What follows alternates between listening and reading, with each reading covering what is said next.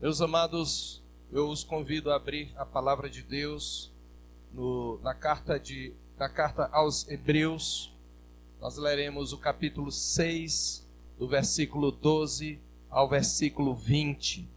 Este é um texto que fala da eterna, da firme e sólida segurança que o crente em Cristo tem no seu Senhor, e que lhe faz cantar exatamente o que cantamos: justificado fui, santificado sou e glorificado serei através de Cristo. Eu sou salvo pela graça. Hebreus capítulo 6, nós leremos, na verdade, desde o verso 9 até o verso 20. Eu convido a igreja a se colocar de pé para esta leitura. Eu lerei e os meus irmãos acompanham, a congregação acompanha.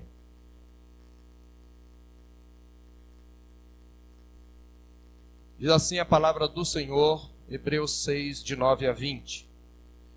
Quanto a vós outros, todavia, ó amados, estamos persuadidos das coisas que são melhores e pertencentes à salvação, ainda que falamos desta maneira.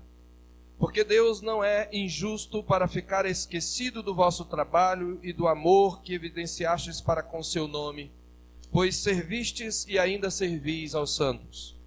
Desejamos, porém, continue cada um de vós mostrando até ao fim a mesma diligência para a plena certeza da esperança, para que não vos torneis indolentes, mas imitadores daqueles que pela fé e pela longanimidade herdam as promessas.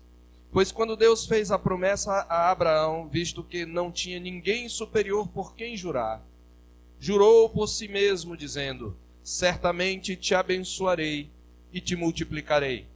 E assim, depois de esperar com paciência, obteve Abraão a promessa. Pois os homens juram pelo que lhes é superior, e o mandamento, servindo de garantia para eles, é o fim de toda contenda. Por isso, Deus, quando quis mostrar mais firmemente aos herdeiros da promessa a imutabilidade do seu propósito, se interpôs com juramento, para que, mediante duas coisas imutáveis, nas quais é impossível que Deus minta, forte alento tenhamos nós que já corremos para o refúgio, a fim de lançar mão da esperança proposta, a qual temos por âncora da alma, segura e firme, que penetra além do véu, onde Jesus, como precursor, entrou por nós, tendo se tornado sumo sacerdote, segundo para sempre, segundo a ordem de Melquisedeque. Vamos orar. Senhor nosso Deus, louvado e engrandecido seja o teu santo e glorioso nome. Louvado seja o nome de nosso Senhor Jesus Cristo. Bendito seja o teu Santo Espírito, que inspirou a tua palavra e que nos ilumina para compreendê-la. E que não só isto, mas nos convence, Senhor, do pecado, da justiça e do juízo.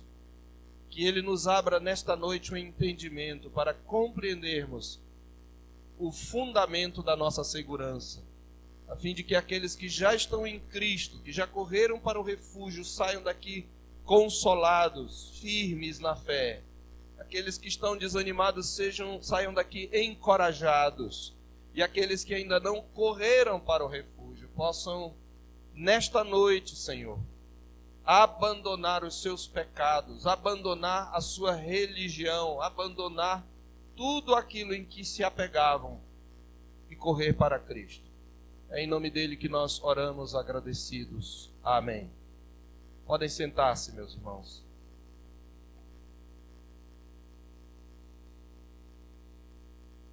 Os irmãos devem lembrar-se que a carta aos Hebreus é um discurso dirigido a uma comunidade cristã em crise, uma crise de perseverança por problemas internos, entre eles o desânimo, o cansaço, dúvidas sobre a pessoa e obra de Cristo, medo, desejo de retroceder e voltar à sua antiga religião. Problemas estes que eram provocados também por conflitos externos, era uma comunidade perseguida, vítima de violência, de ultrajes públicos, exposição à ignomínia, prisão, privação de propriedades e bens, boicote econômico e social. Crentes que já tinham uma certa experiência de vida cristã, que inclusive aceitaram com alegria as perseguições, mas que depois de um tempo estavam arrefecendo, amofinando-se. O seu vigor espiritual estava se perdendo. E por isso eles se encontravam num estado de incerteza espiritual e de crise de perseverança. E essa crise de perseverança é revelada na carta no abandono das assembleias, dos ajuntamentos por parte de alguns, na lentidão para crescer espiritualmente por parte de outros e até mesmo na ameaça de alguns a apostatarem, a abandonarem definitivamente a fé. E era uma comunidade certamente com um passado de muito prestígio, que havia sido bastante empenhada no serviço aos santos, como o nosso texto diz, mas que tinha necessidade agora naquele momento de desânimo, de cansaço, de incertezas. Ela precisava ser estimulada e sustentada na sua jornada espiritual. E ela precisava ser alimentada com a redescoberta da obra redentora de Cristo e da superioridade da nova aliança trazida por Ele. Então o discurso é feito com o objetivo de estimular os leitores a perseverar e de alertá-los quanto ao perigo de abandonarem a fé. Como os irmãos sabem, o nosso texto está inserido num contexto que é um longo parênteses, que havia começado no capítulo 11, capítulo 5, verso 11, e que está exatamente terminando aqui no versículo 20. Se você observar, o capítulo 5, de 1 a 10, havia tratado acerca da natureza do sacerdócio de Cristo e da superioridade de Cristo como sumo sacerdote sobre Arão, porque Cristo é de uma ordem superior, a saber, a ordem de Melquisedeque. Só que o autor, antes de prosseguir, ele prefere abrir um parênteses para exortar os seus leitores. E como nós vimos esta série de exortações, este longo parênteses começara no capítulo 5, verso 11, e está terminando aqui no capítulo 6. E neste longo parênteses, ele faz algumas coisas. Ele primeiro repreende os seus leitores pela sua lerdeza espiritual, dos versos 11 a 14 do capítulo 5. Ele inclusive diz que ele não pode continuar a doutriná-los acerca da natureza e da superioridade do sacerdócio de Cristo. E na verdade ele vai voltar para esta doutrina da ordem de Melquisedeque, do ofício sacerdotal de Cristo, no capítulo 7, como nós veremos. Mas então ele tem uma repreensão pela lerdeza espiritual, seguida de um apelo ou uma exortação ou um encorajamento ao progresso espiritual no capítulo 6, versos 1 a 3. Depois há uma advertência contra a apostasia, contra o abandono definitivo da fé, no capítulo 6, versos 4 a 8. Foi acerca deste texto que tratamos no domingo passado. E aí, então, no versículo 9 ao versículo 12, que também tratamos já, de alguma maneira, na mensagem passada, ele tem de novo um apelo à perseverança. Então, há sempre essa alternância entre repreensão, advertência, consolo, encorajamento e doutrina. Sempre a doutrina embasando. Então, o contexto do nosso texto nos mostra, portanto, que toda a série de repreensões, exortações e alertas, inclusive o alerta contra o perigo da apostasia, que é uma marca do falso cristão, eles têm nada mais, nada menos do que o objetivo de fortalecer a segurança dos leitores. Este é um fato que a maioria das pessoas que tratam, especialmente o capítulo 6 da Epístola aos Hebreus, dos versículos 4 até 8, ignoram. Muitos usam este trecho para embasar uma suposta doutrina da perda de salvação. A falsa ideia, a ideia antibíblica de que o crente pode ser salvo e depois perder a salvação. Mas nós já vimos isto no domingo passado, e você que não veio, nós temos disponível esta mensagem no YouTube, com o título Apostasia, a marca do falso cristão.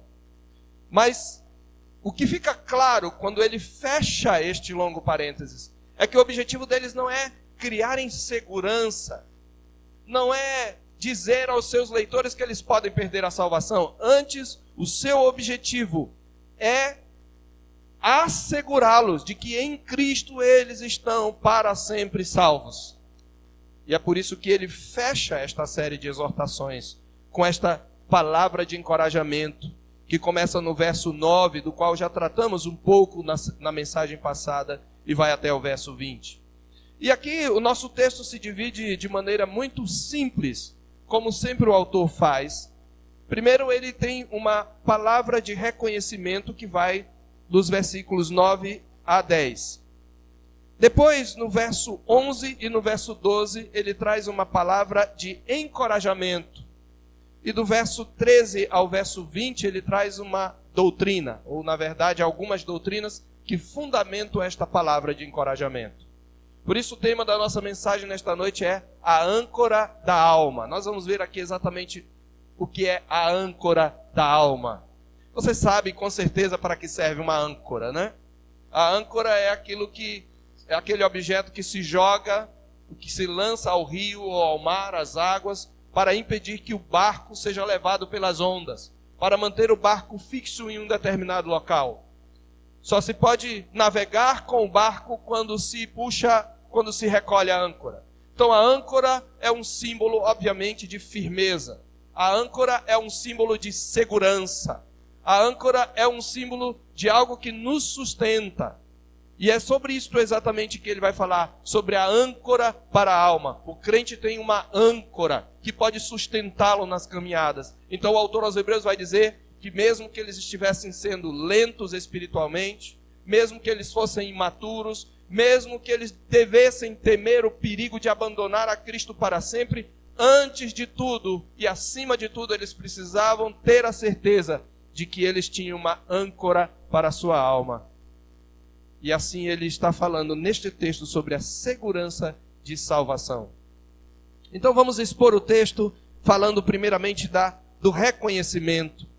Qual é o reconhecimento que o autor traz? Observe que ele havia falado daqueles, o verso 4, que uma vez iluminados, que provaram o dom celestial, que se tornaram participantes do Espírito Santo, que provaram a boa palavra de Deus e os poderes do mundo vindouro. Aqueles que provaram todas essas coisas e caíram definitivamente, é impossível renová-los para arrependimento. E nós falamos aqui que o cair ali é apostatar da fé, é uma rejeição definitiva, deliberada e consciente da pessoa e da obra de Cristo.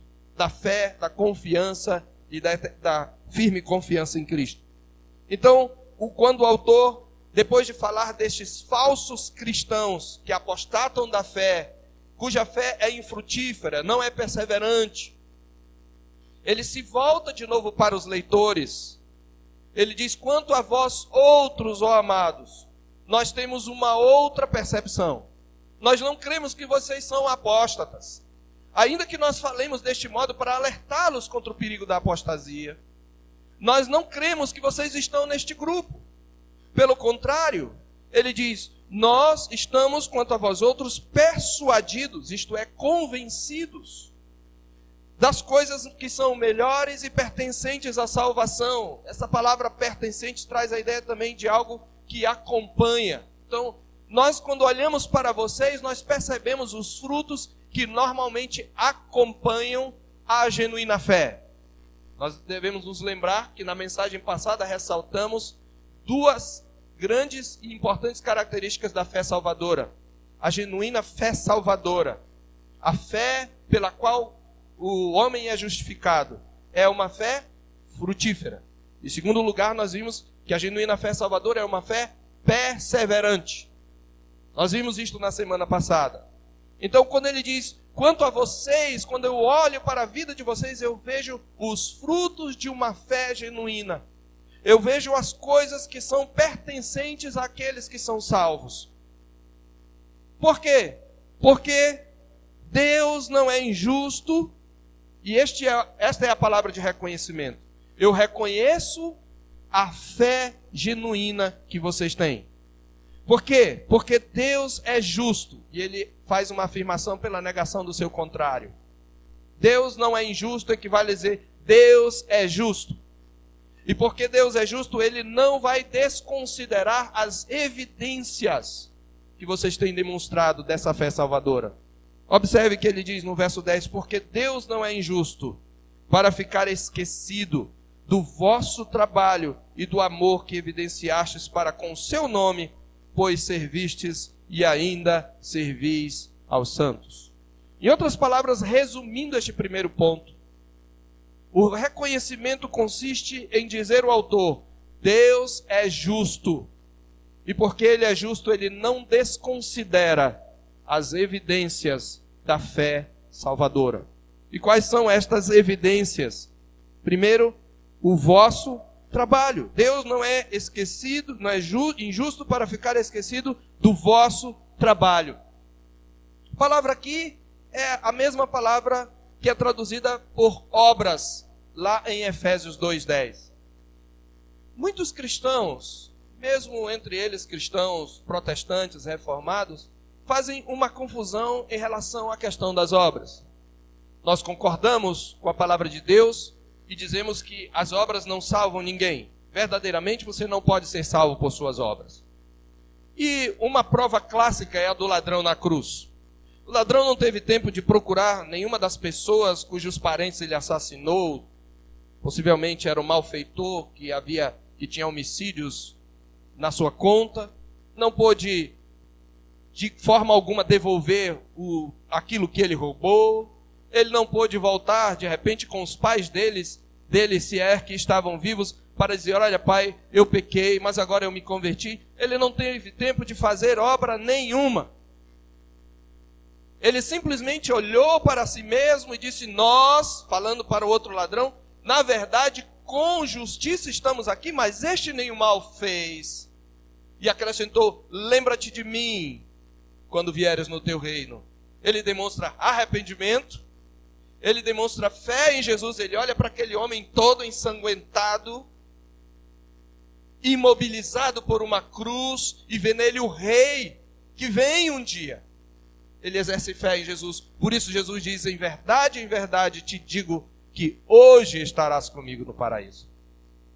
Então o ladrão na cruz não é bom ladrão, como diz a tradição. Dimas, o bom ladrão. Tem até quem diga qual é o nome dele, né? Há uma tradição que fala deste ladrão. Não existe bom ladrão. Ele, na verdade, é um ladrão arrependido. As obras não salvam. Porém, eu gosto de dizer que se esse ladrão não houvesse morrido, se o Senhor o tivesse livrado da cruz, e ele continuasse a sua vida, e a Bíblia narrasse um pouco da sua vida, nós veríamos os frutos dessa fé salvadora, através de quê? Das obras dessa pessoa, desse homem. É por isso que o mesmo texto que diz em Efésios 2, versos 8 a 10, porque pela graça sois salvos, não há nada que eu possa fazer para merecer. As minhas obras de justiça são como trapos de imundícia, a Bíblia diz. Mas pela graça sois salvos mediante a fé. E a fé somente. Sola fide é um dos 5 solas aí da reforma. Só que ele diz, isto não vem de vós, é dom de Deus. A própria fé é um dom que o Espírito Santo nos concede. É o Espírito que nos capacita a crer através da regeneração. Só que isto não significa que as obras estão ausentes do processo de salvação. Mas em que ordem as obras estão? Elas não estão como causa, elas não estão como fundamento da nossa justificação, mas elas estão como consequência, elas estão como resultado, elas estão como fruto que evidencia quem nós somos. Por isso, o mesmo texto que diz que pela graça sois salvos, isso não vem de vós, é dom de Deus, não vem de obras. Observe, não vem das obras. A justificação, a salvação não vem pelas nossas obras. Então, meu amigo, se você está tentando ser salvo, sendo um bom religioso, frequentando a igreja, até mesmo evangélica, fazendo algumas coisas cristãs, você está confiando em si mesmo, você está caminhando sob maldição e sob a condenação da lei. Não é de obras. Por outro lado, no versículo 10 do capítulo 2 de Efésios, Paulo diz: pois somos feitura dele. A palavra feitura é a palavra grega poema, que nós utilizamos para descrever apenas um tipo de arte, né? A arte da poesia. Mas a palavra grega poema era uma palavra utilizada para uma obra de arte. O apóstolo Paulo está falando aos crentes que eles são uma obra de arte, uma criação de Deus. Aí ele diz: nós somos poema de Deus, uma obra de arte de Deus, criados em Cristo Jesus, falando da regeneração, para as boas obras. Nós não somos salvos pelas boas obras, mas somos salvos para as boas obras. E as nossas obras sempre serão imperfeitas, por isso elas não nos podem salvar. Mas quando há uma mudança da natureza interior, há uma evidência na forma como eu vivo. A minha conduta muda substancialmente. Então ele diz: nós não fomos salvos pelas boas obras, mas fomos criados para as boas obras, as quais Deus de antemão preparou para que andássemos nela. Por isso o autor diz: Deus não é injusto para ficar esquecido da vossa obra. Mas fica claro no contexto de toda a epístola que ele está falando da obra da fé, da obra que evidencia a fé em Cristo. Porque a palavra aqui, trabalho, é a mesma palavra para a obra que eu falei de Efésios 2. É nessa mesma perspectiva, meus irmãos, que Tiago, no capítulo 2, num texto também muito mal compreendido, nos versos 17 e 18, ele diz: mostra-me, mas alguém dirá, tu tens fé e eu tenho obras. Mostra esta tua fé sem as obras, que eu, com as minhas obras, te mostrarei a minha fé. Muitos dizem que Tiago está contradizendo Paulo. Enquanto Paulo dizia que a justificação é pela fé somente, Tiago está dizendo que a justificação é pelas obras. Não se trata disto. Observe que o contraste de Tiago não é entre fé e obras. Olha a pergunta. Vamos ver de novo. Mostra-me essa tua fé sem as obras, que eu com as minhas obras te mostrarei a minha fé. Então o conflito, o contraste é entre fé e fé. Só que uma fé, a fé falsa, não é frutífera. Não é demonstrada. Eu creio em Cristo. Olha, o que importa é o meu coração. Não tem problema eu fazer uma série de fotos nu e publicar. O que importa é que eu creio em Jesus. Não tem problema se eu gosto de fumar uma maconhazinha e ficar aéreo. Não, a palavra de Deus diz que quando eu tenho uma genuína fé salvadora, eu demonstro isso pelas minhas obras. Porque é pelas obras que a fé se consuma. Assim como o corpo sem espírito é morto, assim a fé sem obras é morta. Mas as obras em si não salvam. Elas são apenas uma evidência.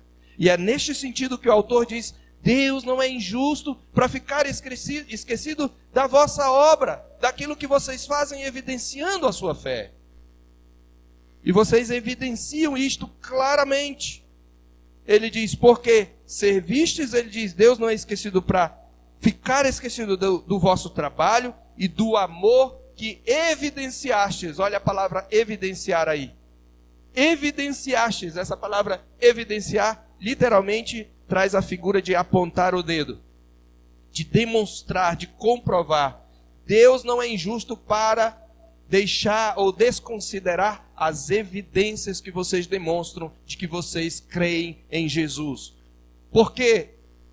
Porque vocês evidenciam no serviço o amor para com o seu nome, pois servistes e ainda servis aos santos. Então, a palavra de reconhecimento é: eu reconheço em vocês, crentes genuínos, porque as obras de vocês, a prática de vida, a conduta de vocês demonstra características do verdadeiro cristianismo. Porque o amor de vocês é evidenciado no serviço contínuo aos santos. A fé, a Bíblia diz, se torna efetiva pelo amor. Gálatas é a carta da fé, é a carta da justificação pela fé. E em Gálatas capítulo 5, verso 6, é isto que Paulo fala também quando ele diz, porque em Cristo Jesus o que vale não é nem a circuncisão, nem a incircuncisão, é coisa alguma, mas o que vale é a fé que atua pelo amor. Essa palavra atuar traz a ideia de produzir resultados. É a mesma raiz da palavra nossa energia. Energia é a força efetiva, a força que produz resultado. Então ele está dizendo que a fé se torna efetiva, a fé se manifesta pelo amor. E é exatamente o que ele está dizendo. Quando eu olho para a vida de vocês, eu vejo as manifestações de uma genuína fé. A vida que vocês têm, as obras que vocês praticam e o amor que vocês evidenciam para com o nome do Senhor, demonstrado em quê? Não em suspiros, não nas canções, eu te amo, eu estou apaixonado por ti, mas no serviço aos santos. Então o crente que vive isolado na igreja precisa reavaliar se ele ama ao Senhor. Você ama ao Senhor? Você tem amor pelo nome do Senhor? Uma evidência de que eu amo o meu Senhor é que eu sirvo aos santos. E os santos aqui não tem nada a ver com aqueles que fazem milagre e foram canonizados pela igreja. Santos aqui são os crentes, os cristãos. Esta é uma expressão para descrever a igreja. Uma das evidências de uma fé salvadora é o compromisso com o serviço aos santos. Compromisso com a igreja. E ele está dizendo, eu reconheço isto em vocês. Então vem em segundo lugar a palavra de encorajamento. E nessa palavra de encorajamento ele diz, olha, só que vocês precisam evidenciar o outro sinal da fé salvadora. Vocês evidenciam primeiro que ela é uma fé frutífera. Vocês têm trabalhado, vocês têm servido os santos e têm manifestado os frutos da fé salvadora. Mas qual é a segunda característica da fé salvadora? Ela é uma fé perseverante. Lembra que nós falamos? Os apóstatas são comparados com a árvore infrutífera, com a árvore que não dá fruto, mesmo recebendo a chuva, ela não dá fruto. Ele havia falado isso no versículo 7 e no versículo 8 do capítulo 6. Porque a terra que absorve a chuva, ou melhor, a terra que não dá fruto. Porque a terra que absorve a chuva, frequentemente cai sobre ela e produz erva útil para aqueles por quem é também cultivada, recebe bênção da parte de Deus. Mas se produz espinhos e abrolhos, é rejeitada e perto está da maldição e o seu fim é ser queimada. Ele está comparando a terra que produz espinhos e abrolhos, ervas daninhas, com aqueles que, mesmo tendo uma experiência religiosa, não têm sua natureza interior transformada e não produzem frutos. Recebem bênção, mas só produzem espinhos. Nós precisamos ter isto em mente, meus irmãos. Então o que é que o autor tem? Veja que o autor ele fecha totalmente o seu pensamento. Ele já havia demonstrado a genuína fé salvadora. É uma fé frutífera, mas é uma fé também perseverante. Ela é uma fé que não se acaba. Por isso, o encorajamento. Observe verso 11. Desejamos, porém, continue cada um de vós mostrando até ao fim a mesma diligência, o mesmo zelo, o mesmo esforço para a plena certeza da esperança. Observe que a preocupação deles é com a fé. Porque ele está dizendo, o nosso desejo é que essa fé não morra. Que essa fé não seja abandonada, que ela cresça. Que vocês demonstrem até o fim a mesma confiança, através desse trabalho zeloso. Então a palavra de encorajamento é esta: perseverem até o fim. Não desista de confiar em Jesus. Mesmo que vocês caiam. Observe, ele está falando com pessoas, inclusive que ele disse que eram lerdas espiritualmente.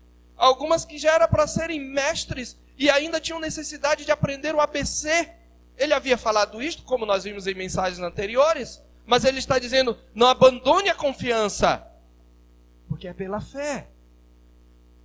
Então ele está dizendo, a minha palavra, a minha repreensão, o meu alerta é para encorajá-los a manter a mesma confiança até o fim, e o mesmo zelo, a mesma diligência, mantendo a mesma esperança, o mesmo vigor espiritual. Para quê? Para que vocês não continuem lerdos. Observe verso 12, para que não vos torneis indolentes. E esta palavra indolentes é a mesma utilizada no capítulo 5, versículo 11, quando ele diz, porquanto vos tendes tornado tardios em ouvir. A palavra tardio é a mesma indolente. Aqui ele está, na verdade, fechando o seu ciclo de raciocínio. Ele começou repreendendo-os pela sua lerdeza, e agora ele está dizendo, o meu objetivo é que vocês saiam dessa lentidão, que vocês cresçam, que vocês não sejam lerdos, tardios para aprender, mas que vocês imitem aqueles que venceram pela fé. Olha o verso 12. Mas imitadores daqueles que pela fé e pela longanimidade herdam as promessas. Deus fez uma promessa. Você lembra? Podemos resumir isto com o que o autor diz no capítulo 4, verso 1. Temamos, portanto, que sendo nos deixada a promessa de entrar no descanso de Deus, suceda aparecer que algum de vós tenha falhado. A promessa de que ele fala é a promessa da salvação em Cristo.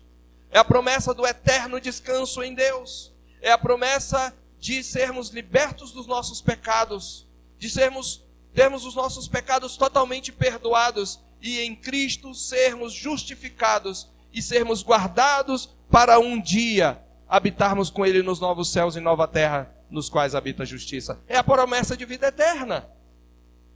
E ele está dizendo, olha, o meu objetivo, o meu encorajamento é que vocês imitem aqueles que na história da salvação, que na história bíblica, deram um exemplo de uma fé longânima, de uma fé paciente, de uma fé perseverante.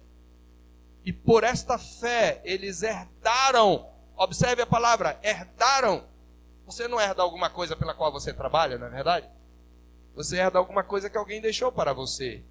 Então, a ideia de herdar aponta para a doutrina da graça. Eles herdaram a promessa, mas eles precisaram crer. E a sua fé tinha que ser uma fé perseverante. E aí, depois dessa palavra de encorajamento, quando ele fala da perseverança, ele se lembra de um desses exemplos, que é, na verdade, o exemplo daquele que é chamado de pai da fé. Abraão. Abraão é o pai daqueles que creem, a Bíblia diz. Abraão é nosso pai na fé. E ele é um exemplo. Ele é um exemplo de longanimidade. Ele é um exemplo de alguém que não admitiu a derrota e não perdeu a esperança, embora a sua fé tenha vacilado em alguns momentos.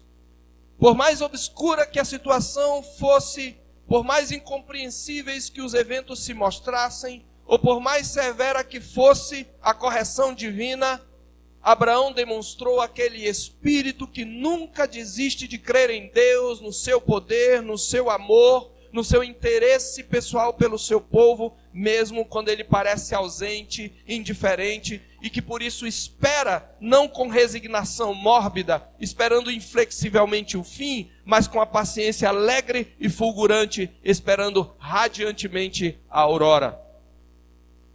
É isto que é longanimidade. Longanimidade é aquela atitude não que nos faz dizer, é o jeito, é isso que Deus quer, mas é aquele espírito que nos leva a afirmar, o meu socorro vem do Senhor, que fez os céus e a terra. E por que o crente deve estar seguro? Antes de prosseguir, eu quero fazer essa pergunta. Você é um cristão? Você é um cristão verdadeiro? Você pode dizer que é um cristão? Uma segunda pergunta vai ajudá-lo a responder a primeira. Você tem certeza da sua salvação? Você está seguro de que se hoje Deus recolher a sua alma, você vai estar para sempre com Cristo? Você tem certeza de que no dia da vinda de Cristo, quando você estiver já no túmulo, não estiver vivo, Cristo vai chamá-lo e você vai subir com ele num corpo glorificado e habitará para sempre em novos céus e nova terra? Você tem certeza de que naquele dia você não será destruído? Você tem certeza da sua salvação? É exatamente sobre isto que diz o texto. E é por isso que o autor traz agora uma doutrina. E ele mostra qual é o fundamento da segurança da genuína fé salvadora. Qual é o fundamento da doutrina da eterna segurança? Ele diz: para que não vos torneis indolentes, mas imitadores daqueles que pela fé e pela longanimidade herdam as promessas. E aí ele se utiliza de um exemplo bíblico.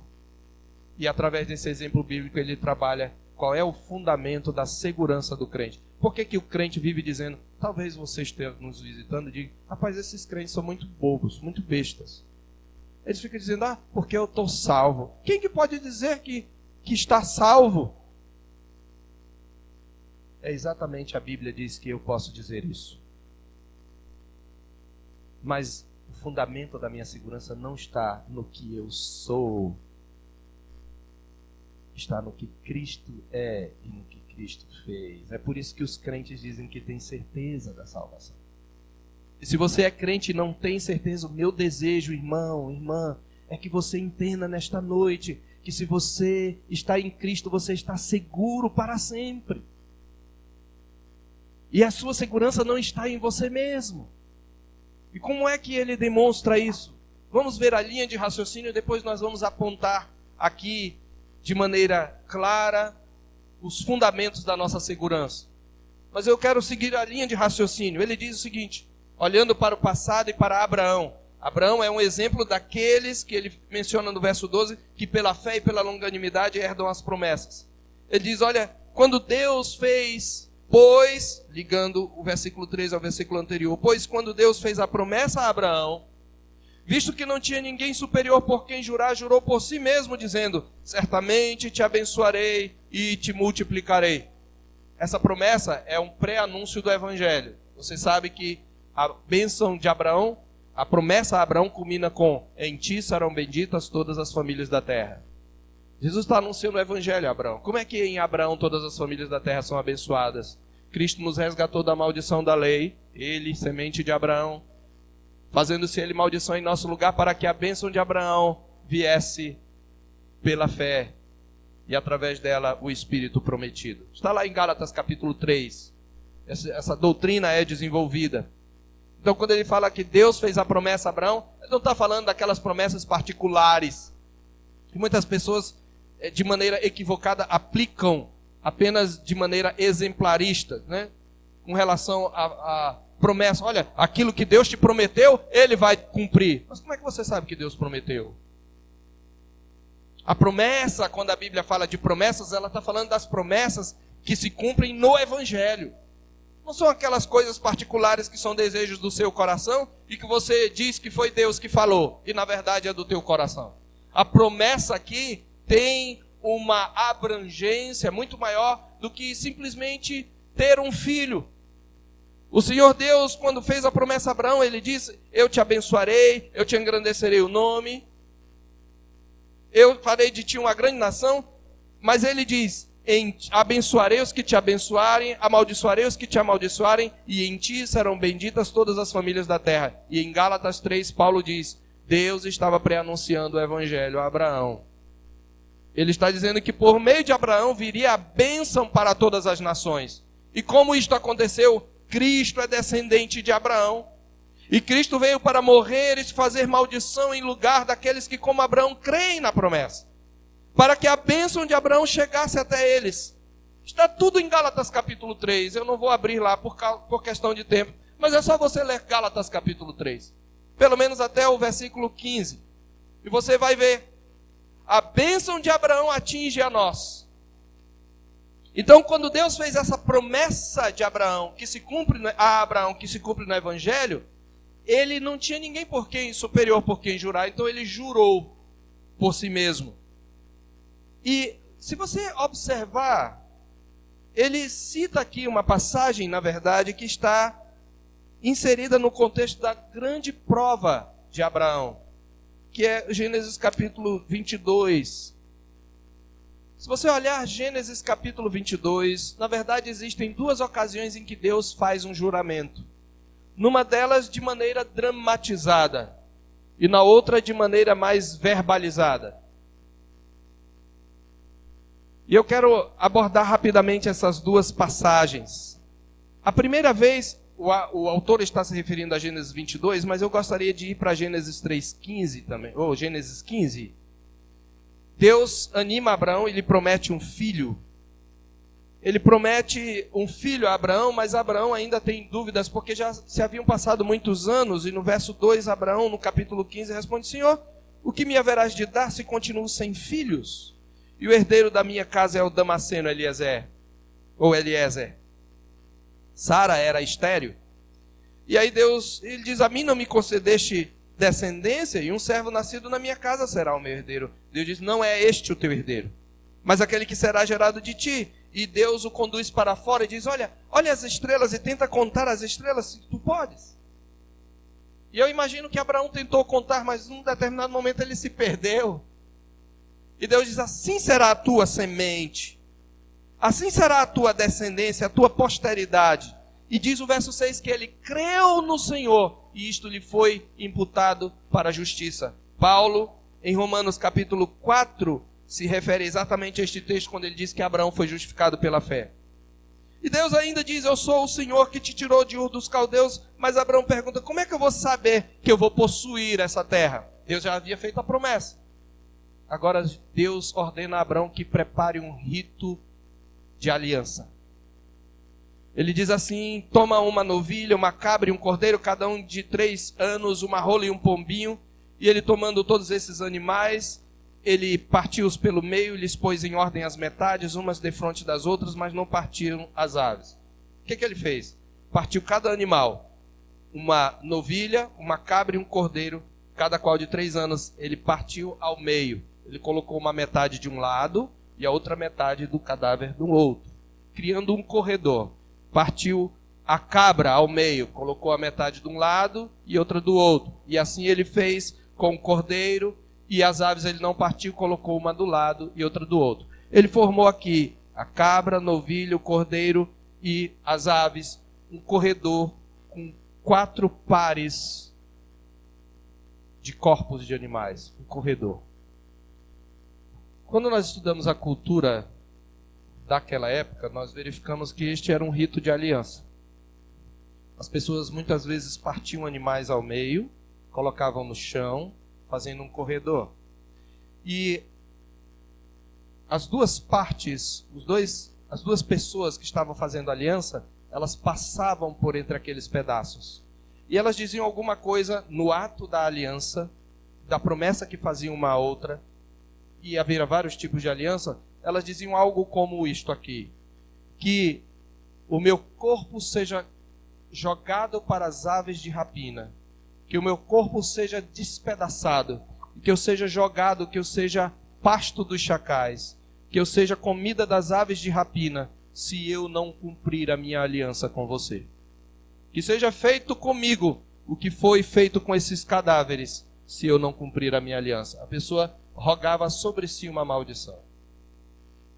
E Deus manda que Abraão faça isso, e Abraão faz, e diz que isso, quando chegou um determinado momento, verso 11, as aves de rapina, abutres, desciam sobre os cadáveres, e Abraão ficava enxotando, porque ele estava esperando o que Deus ia fazer.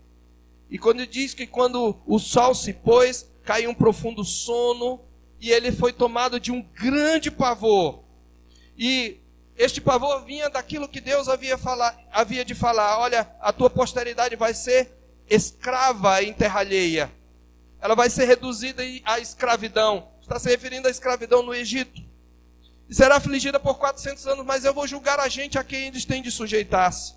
E na 4ª geração eles vão tornar para aqui. Mas no verso 17, diz que sucedeu que, posto o sol, estava tudo escuro, densas trevas, de repente aparece um fogareiro, aparece uma tocha.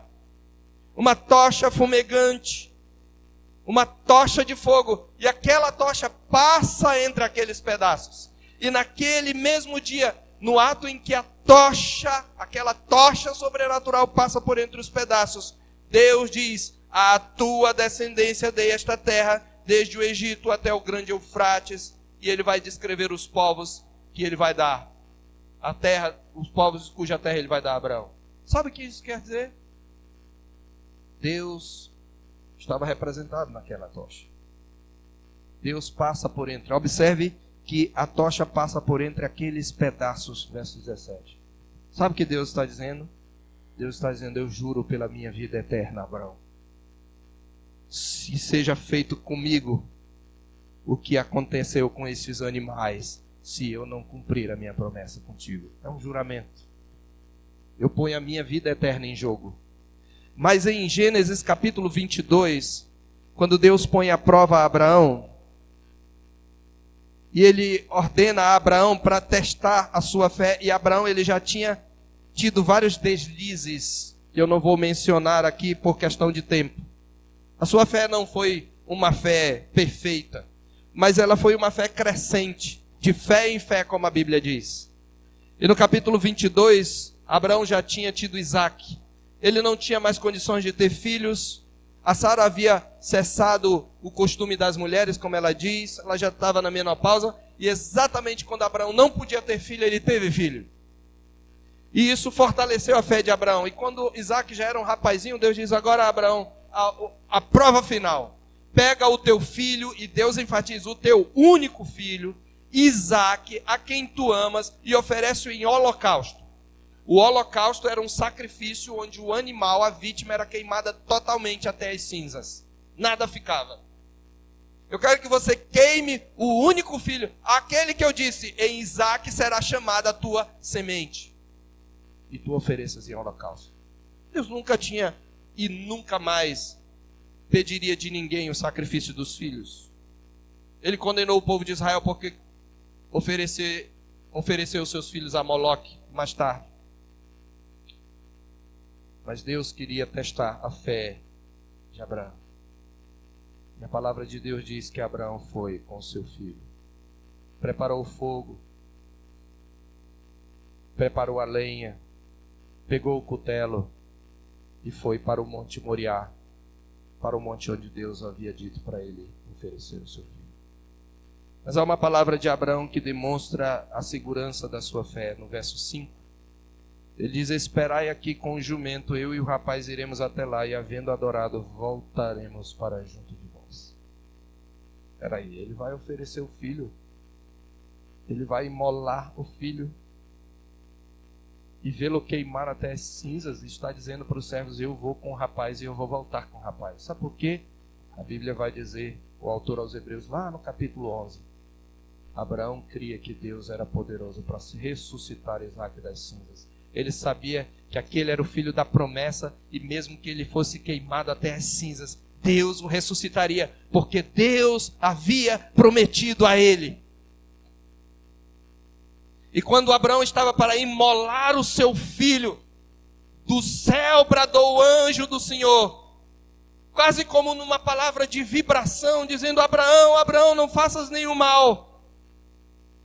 Observe o que ele diz no verso 11: Abraão, não estendas a mão sobre o rapaz. Verso 12: nada lhe faças, pois agora sei que temes a Deus. Deus sempre soube, mas eu e você não saberíamos se Deus não fizesse essa prova. Agora eu sei que temes a Deus, porquanto não me negaste o teu único filho. E você sabe a alegria de Deus? Porque Abraão imitou, ainda que de maneira imperfeita, aquilo que Deus mais tarde faria. Daria o seu único filho. Porque o crente imita o Deus a quem ele serve. E ele diz: agora eu sei. E ele diz, observe, ele ergue os olhos e vê um cordeiro preso entre os chifres. E toma aquele carneiro e oferece em lugar de seu filho. E do céu, verso 15, bradou pela segunda vez o anjo do Senhor. E aqui vem o juramento explícito, verbalizado: jurei por mim mesmo. É quase como se Deus estivesse levantando a mão e diz: eu juro por mim mesmo. E sabe por que ele diz isso? não tem ninguém superior a Deus. E o autor, observe, jurei por mim mesmo que deveras te abençoarei e certamente te multiplicarei. O autor aos Hebreus está exatamente aludindo a isto. Ele diz, quando Deus fez o juramento a Abraão, ele não tinha ninguém por quem jurar. Então ele jurou por si mesmo. E ele explica a natureza do juramento, observe o verso 16. Pois os homens juram pelo que lhes é superior. Voltando para Hebreus capítulo 6. Os homens juram pelo que é superior. Olha, eu juro por Deus. Às vezes a gente coloca a mãe, né? Eu juro pela minha mãe, eu juro pelo... Na época que o autor aos Hebreus escreveu, a palavra era documento. Uma pessoa dar a palavra na frente de 2 ou 3 testemunhas já era tão legal e tão confirmado quanto hoje um documento reconhecido em cartório. A palavra com juramento ainda tinha muito mais força. E é por isso que ele diz, os homens juram pelo que lhes é superior, porque eles invocam uma testemunha ou um juiz que pode tomar vingança, que pode vindicar a quebra da promessa, castigando aquele que desobedecer, aquele que for infiel à aliança.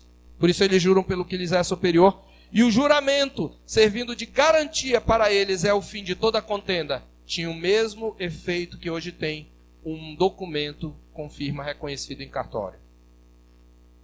Na sociedade antiga era assim. Por isso que o juramento é o fim de toda contenda. Olha, vamos fazer um acordo. Aqui, na nossa cultura, a gente faz um acordo e assina perante o juiz, né? E tem as testemunhas. Naquela época não precisava. Sabe um exemplo? É quando Jacó discute com seu sogro Labão. Você lembra? Gênesis 31. Não precisa você abrir lá. Ele foge de Labão, porque Labão havia enganado durante 20 anos. Ele foge com muito gado que ele havia adquirido com um trabalho honesto. Mas ele foge porque ele tem medo de Labão não deixá-lo sair. Labão vai ao seu encalço, eles discutem. Labão diz, você está levando minhas filhas como cativas pela espada? E ele discute com seu sogro e lança em rosto 20 anos de trabalho que ele teve quase como um escravo enganado seguidamente. Há ali uma lavagem de roupa suja. E no final da discussão, Labão diz assim, olha, as filhas são minhas filhas, o gado é meu gado. O que eu vou fazer a essas minhas filhas? Vem, vamos entrar em aliança. E aí eles fazem um juramento. E eles juram pelo temor de Isaac. Eles juram pelo Senhor. E no juramento eles fazem aliança. Olha, eu não vou passar para lá, desse montão aqui, e nem você vai passar para cá, para o mal. Acabou a contenda. Juramento põe fim. Estabelece a paz. Porque o juramento assegura à pessoa a quem se faz o juramento que a promessa será cumprida. Era assim na cultura, especialmente na época de Abraão. E é exatamente o que ele está dizendo. Ele está mostrando a natureza e a importância do juramento. É como assinar um documento e representava o fim de toda contenda. Só que Deus não tem ninguém superior por quem jurar. Deus é infinito, eterno e imutável em seu ser, sabedoria, santidade, justiça, bondade, amor e verdade.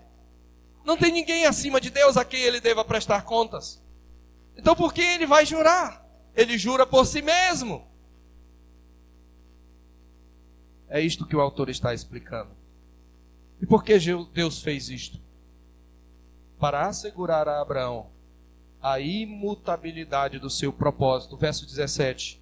Por isso Deus, quando quis mostrar mais firmemente, ou no texto original, mais abundantemente aos herdeiros da promessa, a imutabilidade do seu propósito, se interpôs com juramento. Para, de maneira abundante, de maneira clara, não tinha mais nada o que fazer. Deus, então, diz, eu jurei por mim mesmo, Abraão. Ele jura para manifestar, para assegurar a Abraão da imutabilidade do seu propósito. Aqui, então, chegamos ao resumo do fundamento da nossa segurança.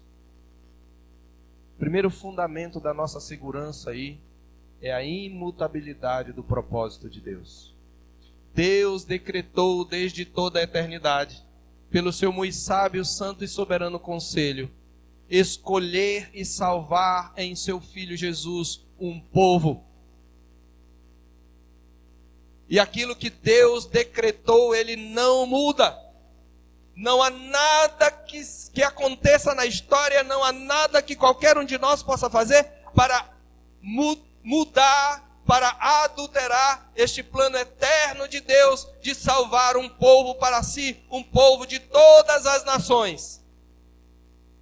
Esse propósito é imutável. Deus já tinha escolhido Abraão. Abraão era um idólatra quando Deus o escolheu. Abraão não creu primeiro para ser escolhido, ele foi escolhido. A promessa foi dada a ele. E Deus queria assegurar a Abraão: o meu propósito não muda. Os meus decretos não se alteram. Eles se cumprirão à risca.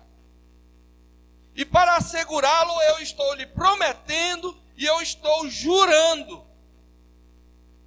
E aí vem dois outros elementos desse fundamento que estão contidos no eterno propósito, ou melhor, que evidenciam o eterno propósito de Deus, que são a promessa e o juramento.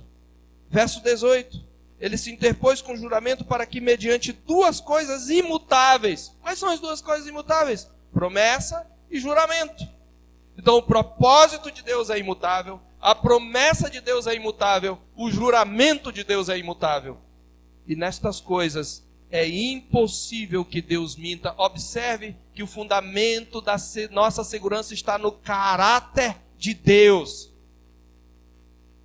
É por isso que eu posso dizer que eu sou salvo, não é pelo que eu sou, mas pelo que Deus é. E se Deus disse que aquele que nele crê, que aquele que crê em Jesus está salvo para sempre, então eu creio, porque Deus é imutável. Em Gênesis 23, em Números 23, 19, ele diz: porque Deus não é homem para que minta, nem filho de homem para que se arrependa. É isso que ele está dizendo. Duas coisas imutáveis, promessa e juramento. É impossível que Deus minta nessas coisas. Deus não pode mentir. Deus não pode mentir, isso é contrário ao seu caráter. É exatamente uma citação indireta que ele está trazendo quando ele diz que Deus não pode mentir, de Números 23, 19. E sabe, Número 23, 19 é um trecho da palavra daquele profeta Balaão. Aquele profeta que foi pago por Balaque para amaldiçoar o povo de Israel. E ele ordena que Balaque faça alguns sacrifícios e todo um rito lá, mas quando ele vai amaldiçoar, ele não consegue. O Espírito de Deus vem sobre ele e ele começa a abençoar. E ele diz: como é que eu posso amaldiçoar o que Deus abençoou? E Balaque diz assim, observe: então proferiu, verso 18, a sua palavra e disse: levanta-te, Balaque, ouve e escuta-me, filho de Zippor. Deus não é homem para que minta, nem filho de homem para que se arrependa. Porventura, tendo ele prometido, não o fará, ou tendo falado, não o cumprirá? Eis que para abençoar recebi ordens, ele abençoou, não o posso revogar. Aleluia! Deus decretou salvar um povo e ninguém pode revogar. Crente, a tua segurança está no caráter do teu Deus. Ele não mente, ele não se arrepende, ele não volta atrás. Se ele prometeu, ele cumprirá, mesmo que você seja fraco. E para que é isso?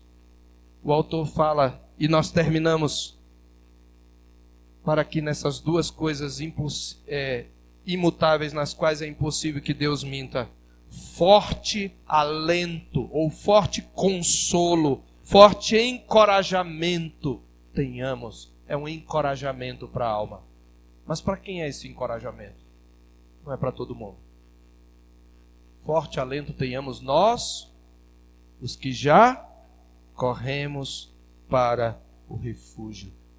Nós, os que já desistimos de nos justificar a nós mesmos, que abandonamos os pecados e corremos para Jesus. Nós que corremos para a cruz, a fim de lançar mão, a ideia de segurar com força a esperança proposta. Esta esperança em Cristo é a âncora. Observe, a fim de lançar mão da esperança proposta, a qual temos por âncora da alma, segura e firme. A palavra segura significa algo que não escorrega, não desliza. Você pode se firmar em Cristo, porque você não vai cair. Mas a palavra firme também significa algo que não treme, que não se abala, que não se move. Um fundamento, um alicerce. A esperança de vida eterna em Cristo é uma âncora para a alma em tempos de dificuldade. Os leitores, você lembra, estavam passando por perseguição, estavam inclusive enfraquecendo na fé, estavam lentos. Ele está falando para pessoas lerdas espiritualmente, ele está falando para pessoas que estavam em perigo de apostasia, e está dizendo: Deus não é homem para que minta, Deus não é filho de Adão para que se arrependa. Havendo prometido, ele vai cumprir. Não desistam de crer nas promessas do Evangelho. Pelo contrário, tem um encorajamento na imutabilidade do propósito de Deus, na promessa de Deus, no juramento de Deus. Tenho esperança, porque essa esperança vai ser a âncora que vai sustentar você nos vendavais da vida. Sabe por que ela vai sustentar? Sabe por que ela é segura e firme? Observe o que ele diz dessa âncora. Além de ser segura e firme, ela penetrou no lugar mais seguro do universo. Ela penetra além do véu, observe. A qual temos por âncora, verso 19, segura e firme, que penetra além do véu. O que é isso?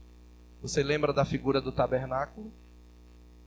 O véu que separava o santuário do Santo dos Santos. No Santo dos Santos ficava a Arca da Aliança. Era sobre aquele lugar que vinha a nuvem, a Shekinah, a nuvem da glória de Deus. O Santo dos Santos, além do véu, era o lugar da presença santíssima de Deus, onde somente o sumo sacerdote, uma vez por ano, podia penetrar com sangue alheio para fazer expiação pelos filhos de Israel. Esse ato de penetrar além do véu fala de uma penetração onde o trono do universo está. Onde está o justo juiz. Onde está aquele que reina sobre os céus e a terra. Onde está aquele que, no final de tudo, diante de quem os céus se enrolarão como pergaminho. Aquele diante de quem, na sua vinda, fugirão a terra e o mar. Aquele que abala os poderes do universo. Está ali além do véu. Como foi que a nossa esperança adentrou além do véu?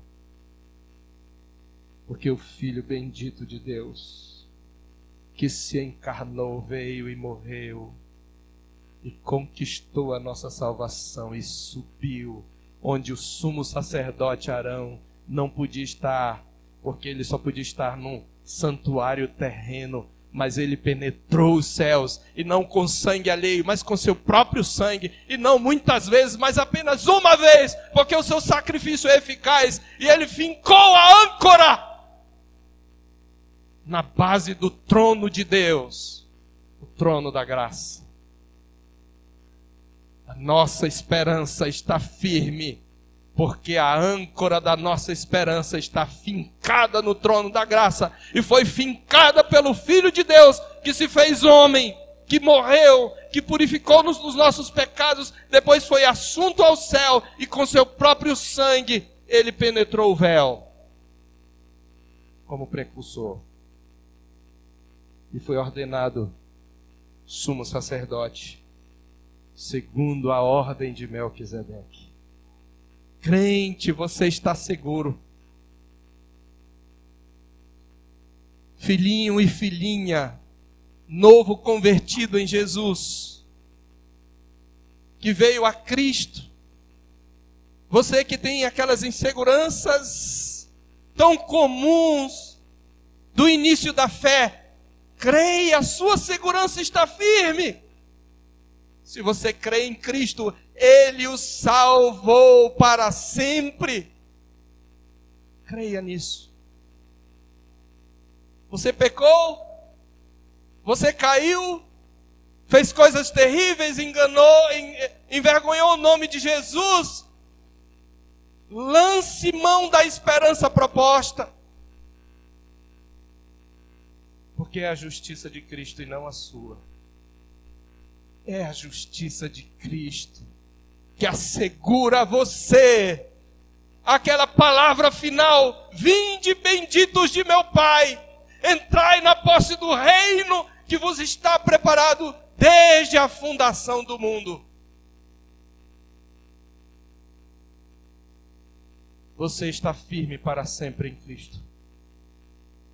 E se você ainda não tem Cristo, você precisa de fato crer nele, entregar-se a ele, renunciar a tudo e confessar a Cristo. E você terá essa eterna segurança. Curve sua cabeça, feche os seus olhos. Vamos falar com Deus.